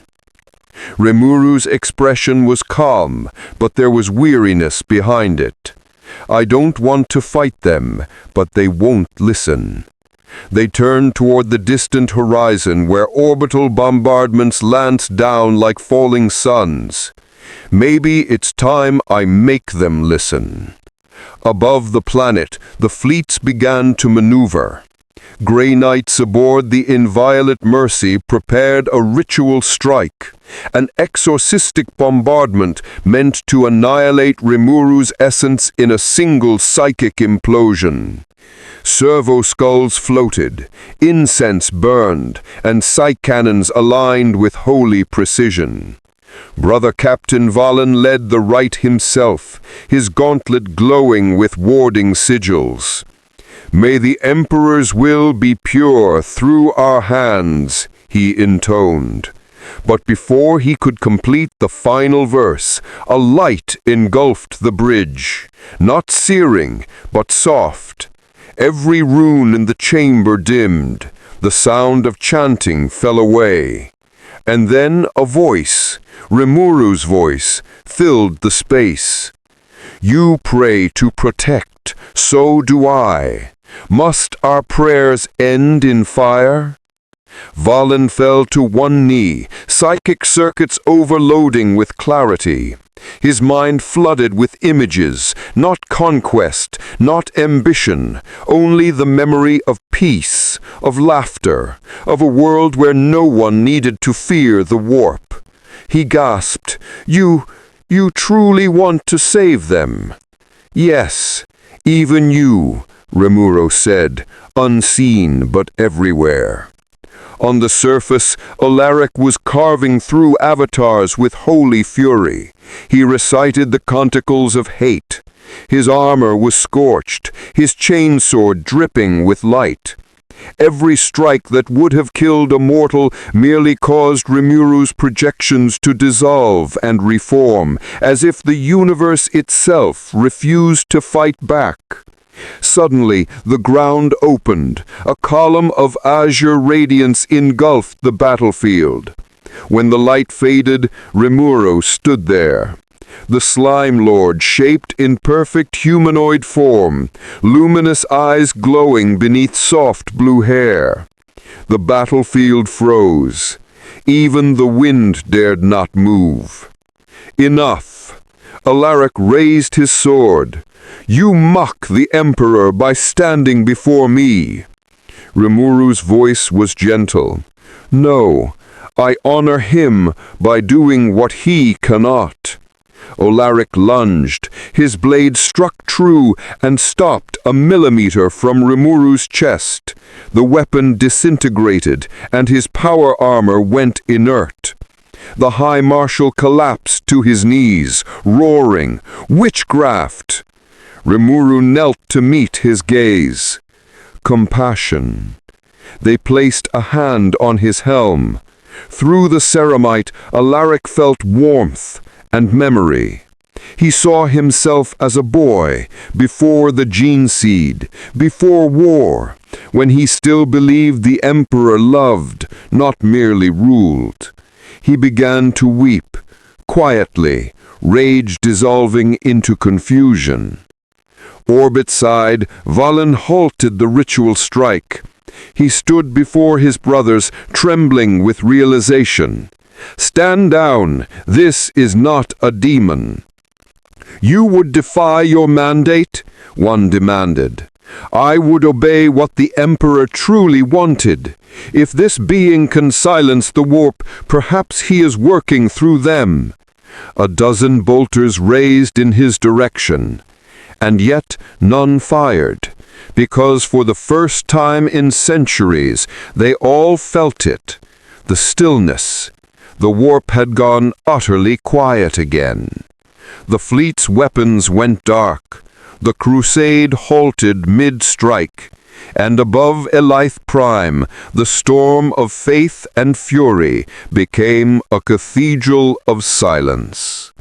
From that moment, rumors spread through the Imperium, whispers that even Astartes had knelt before the Merciful One, that the Grey Knights had sheathed their blades, that a Black Templar wept before a false god and found peace. For the ecclesiarchy, it was heresy beyond measure. For humanity, it was proof that perhaps the Emperor's will had finally changed. And deep in the warp, the Chaos God screamed. Something stronger than faith had entered their realm, and it was quiet.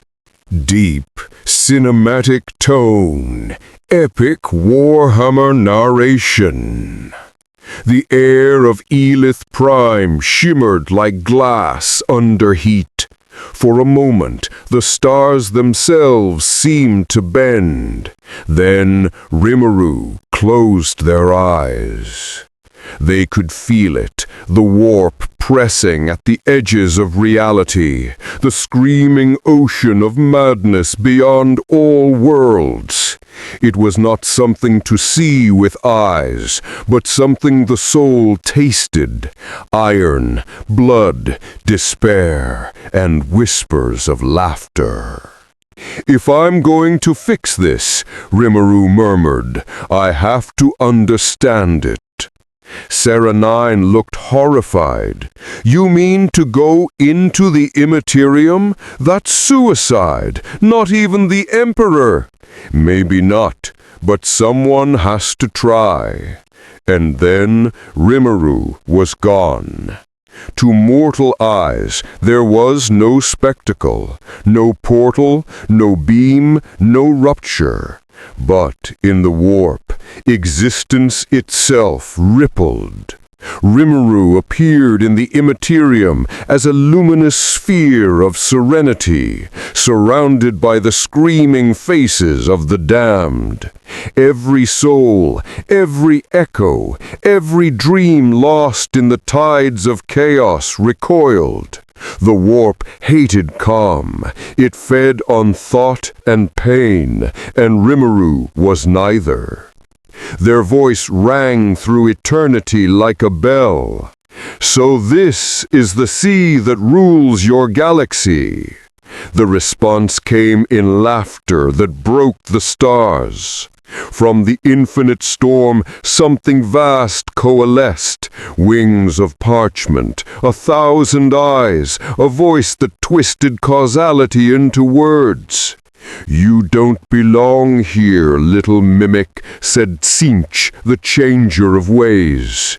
"You have no history, no future.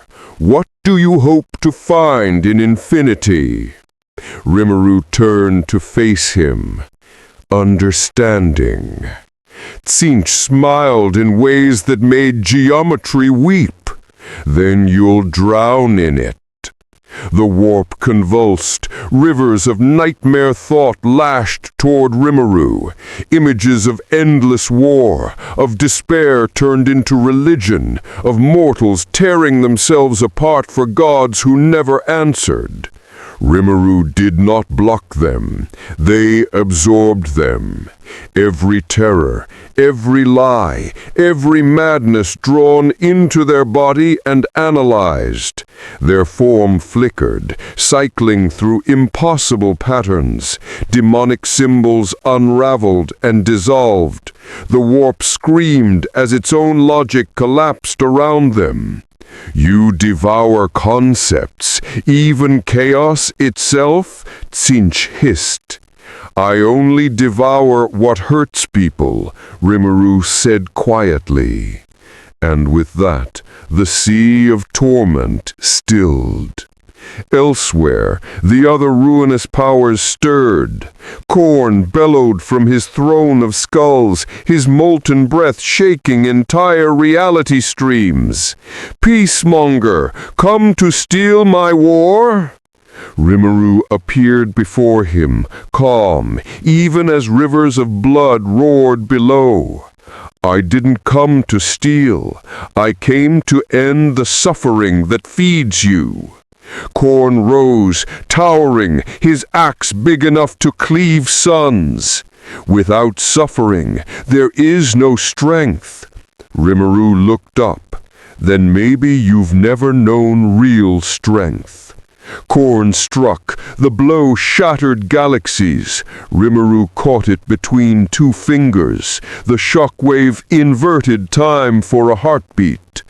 "You mistake endurance for virtue. Your fury once served purpose, but now it's just noise." For the first time in 10,000 years, Khorne faltered. He did not kneel, but his war chant stopped. Then came Nurgle, the grandfather of rot, chuckling as he emerged from a garden of decay. "Poor little star child, you think you can heal the galaxy? You'll find rot in every heart, even your own." Rimuru knelt and touched the filth. Flowers bloomed, spores turned to crystal light. "You're right," Rimuru said. But rot isn't evil, it's just life waiting to begin again. Nurgle's laughter faded into confusion, then into sorrow. Last came Slaanesh, beauty and horror intertwined. Their voice was both whisper and scream. You would deny pleasure, deny sensation? How cruel! Rimuru smiled sadly. No, I would remind you that joy doesn't need suffering to exist. Slaanesh reached out, touching Rimuru's face with a hand of silver flame. And what are you feeling now? Responsibility. For the first time, Slaanesh stepped back. Tzeentch reappeared, eyes blazing with chaos fire. You think you can change us? You think you can erase what is? Rimuru's gaze met his. Not erase, balance. The warp began to convulse violently. Planets screamed, stars died and reignited. Demons dissolved, howling. In the material realm, psychics everywhere collapsed in ecstasy or terror. The Astronomicon dimmed again. The Emperor's corpse light flickered as if straining to witness what unfolded beyond human comprehension. Rimuru reached out their hand. The warp around them flattened, its tides becoming calm. Souls began to rise from the depths, lost psychics, fallen soldiers, even demons transformed into streams of raw energy. For a brief eternity, the Immaterium looked like a galaxy of lanterns. This doesn't belong to you, Rimuru said to the Chaos Gods. You'll undo everything. Without us, reality will collapse. Then let's find out what happens when it doesn't. And Rimuru, the Slime Lord, reached deeper than any being had ever dared. They found the beating heart of the warp, raw emotion, the infinite pulse of consciousness, and held it still. For the first time in history, the Immaterium knew peace. Outside, entire sectors went silent. Astropaths opened their eyes and wept. For the first time, the galaxy's psychic storms ceased. Every soul felt it, even those who had never prayed. A stillness, a whisper, a chance. And somewhere deep beneath the golden throne, the Emperor stirred. Not in rage, not in fear, but in recognition. The warp trembled. Peace was not its nature. It recoiled, spasmed, clawed at itself to undo what Rimuru had imposed. The stillness was unbearable to its denizens. Demons screamed in confusion as the tides of madness ceased to carry them. They began to disintegrate, not in agony, but in absence, as if they were dreams finally awaken. Yet from the heart of that dissolving sea, a figure rose. A vast, shrouded shape, neither solid nor spectral, formed from 1 billion fragments of broken time. Its voice was every whisper ever spoken, every secret ever thought. Tzeentch had become the warp itself. You think to unmake me? The voice coiled through infinity. I am every change, every thought, every possibility. To erase me is to end all potential. Rimuru floated amid the light, serene but resolute.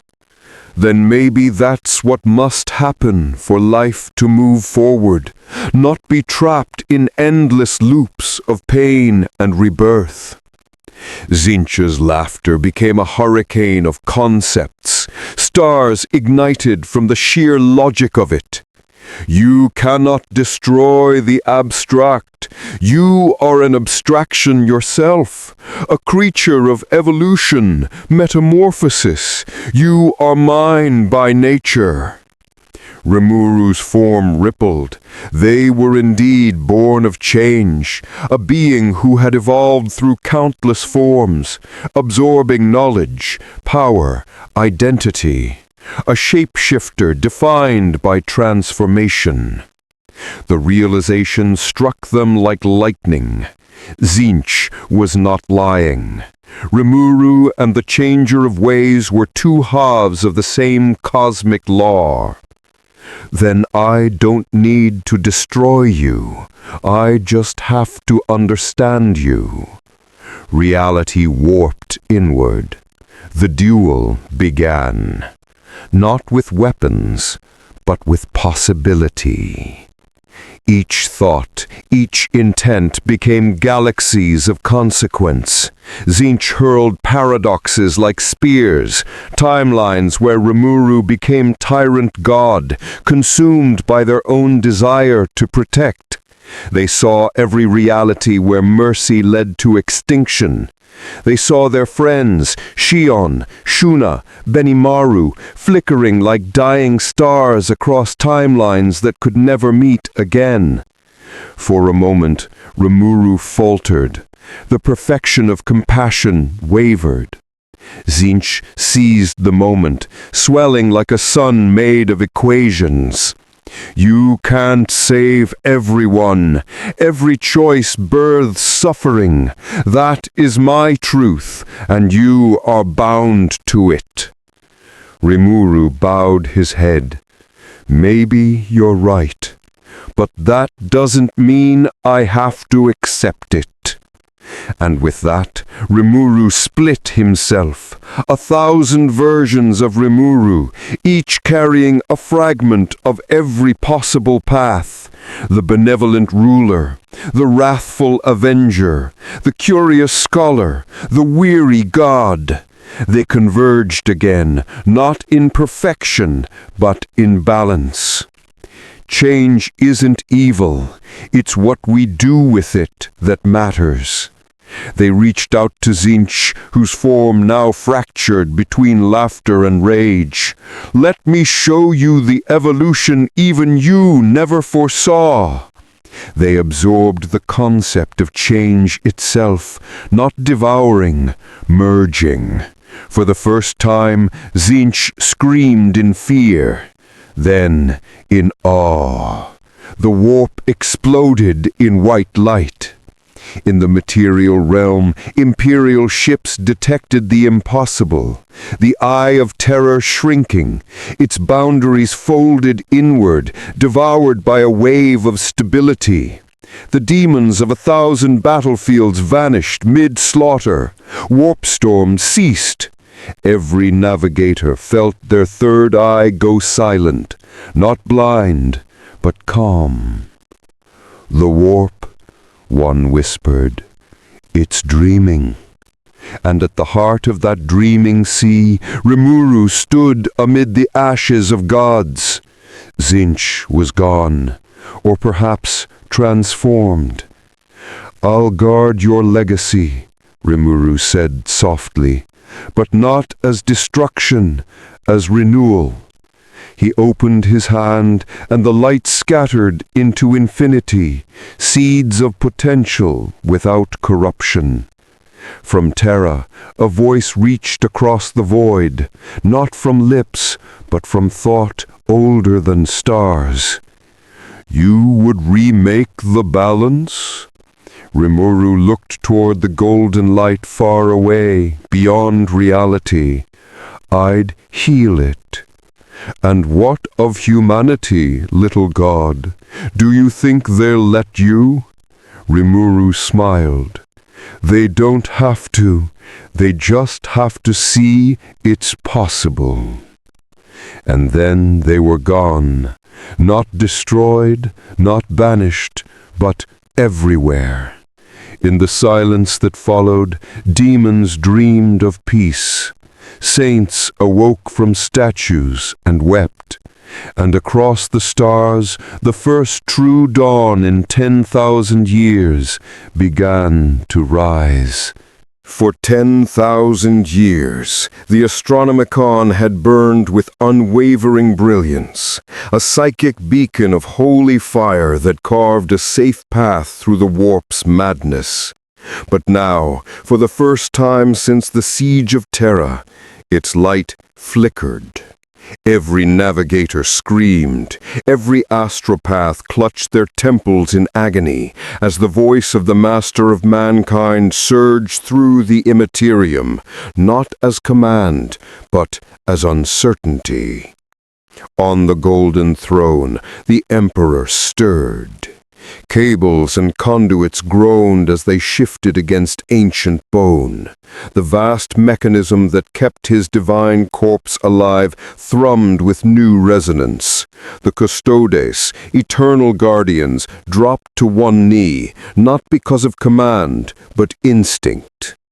Something vast moved across the sea of souls, something that wasn't chaos, and yet was born from it.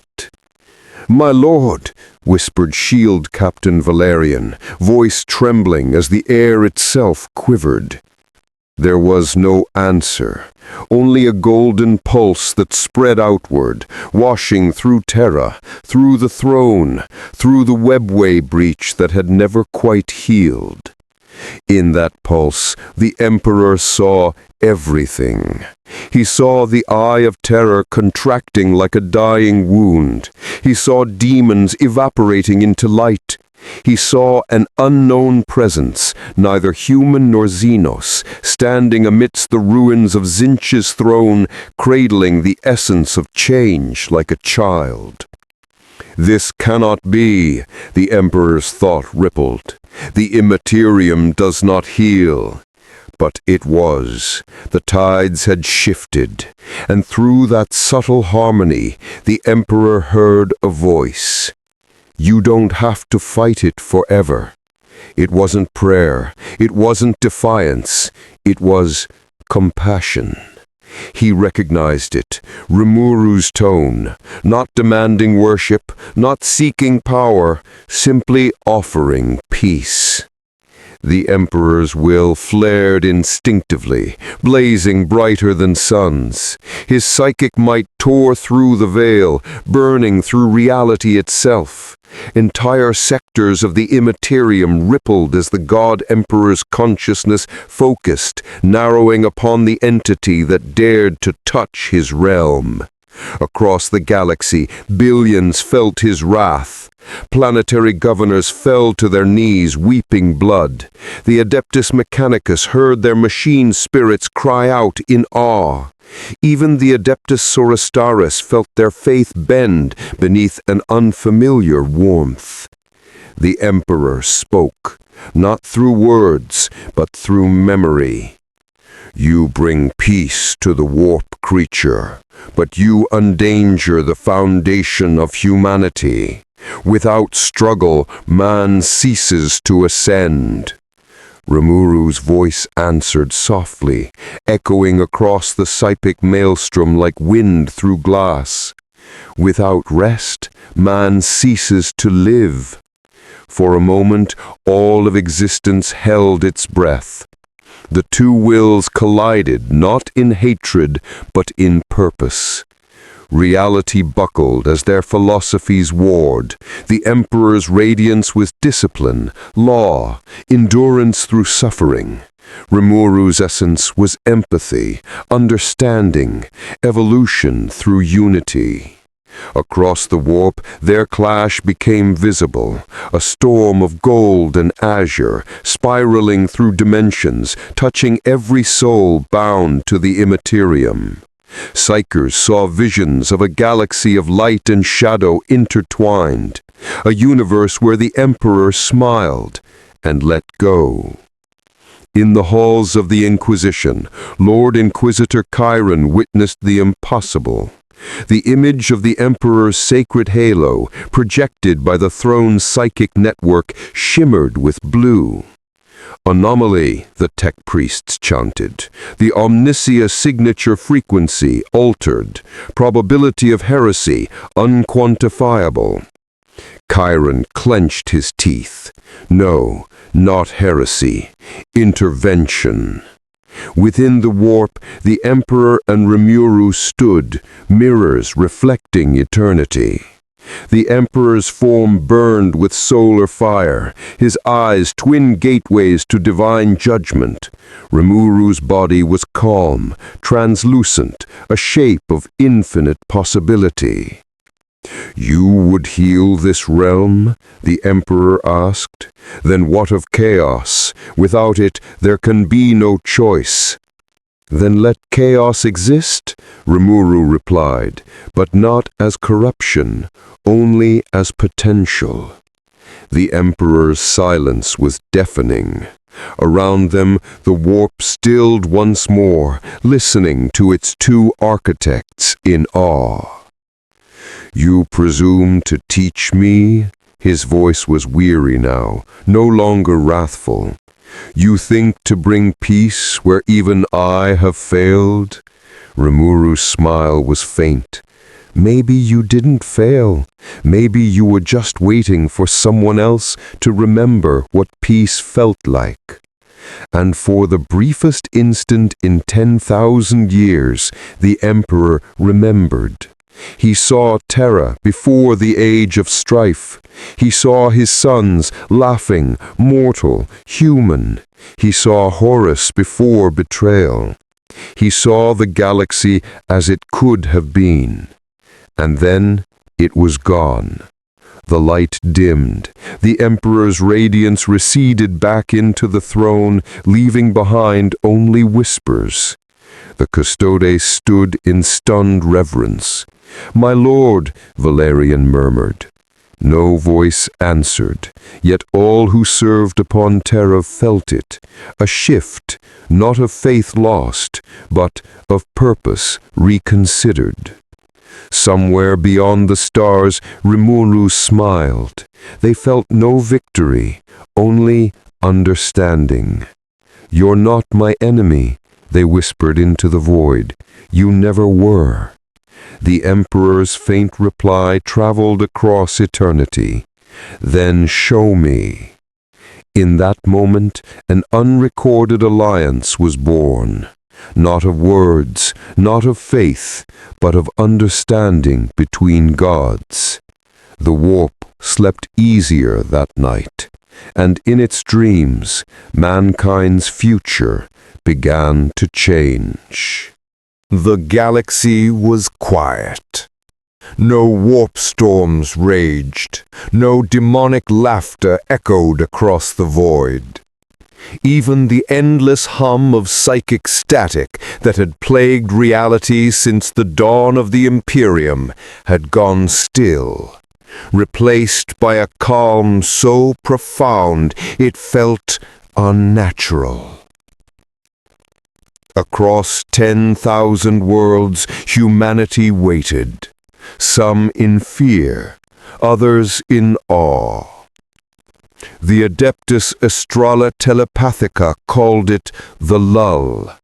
The Inquisition called it the false dawn. But for Rimuru Tempest, the being now known as the Balancer by whispered cults and cautious scholars, it was the first true silence they had ever heard in this brutal universe. Floating above the broken shell of a once demon world, Rimuru gazed down upon the surface. What had been a plane of living flesh and torment now lay dormant, transmuted into smooth stone and faintly glowing rivers of pure energy. The raw essence of chaos had been rewritten, not by violence, but by understanding. "So this is peace," Rimuru murmured. "It wasn't perfect. It wasn't eternal. But It was possible. But peace in the 41st millennium is blasphemy. The Inquisition's fleets still scoured the stars, hunting any sign of Rimuru's touch. To them, a god that did not demand worship, that did not fit their creed, was more terrifying than any demon. Entire systems burned in the name of containment. And yet, amid the ashes, miracles spread. On the shrine world of Vethran 9, a sister Hospitaller laid her hands upon a dying guardsman, praying not to the Emperor, but to the idea of mercy she'd seen in her dreams. The man lived. His wounds closed in seconds. On a forsaken Mechanicus Forge asteroid, a magus awoke to find his servitors weeping oil tears, murmuring, "The machine god forgives." Even the Eldar Farseers whispered of a new current in the Immaterium, not corruption, not death, but evolution. But Rimuru knew the cost. They could feel it, the pull of the warp growing stronger, hungry to reclaim balance. By healing the Immaterium, they had become its axis. Every stable thought, every flicker of calm emotion now flowed through them. If they remained, they would become what the Chaos Gods once were, a concept given consciousness, a prison of divinity. If they left, the balance might collapse, the warp would awaken again, and the galaxy would drown in madness anew. "There's always a price," Rimuru whispered to no one. Within the Immaterium, the presence of the Emperor reached out again, not as command, but as counsel. "You cannot stay," his thought resonated. "This universe feeds on paradox. If you remain, your order will stagnate. If you depart, chaos will return. Both paths lead to ruin." Rimuru's form shimmered, their consciousness splintering through endless futures. They saw every outcome, worlds united under reason, only to crumble from apathy. Empires reforged, only to decay again into tyranny. "Then what's left?" Rimuru asked softly. "The third path. Evolution without gods." The words struck deep. Rimuru understood.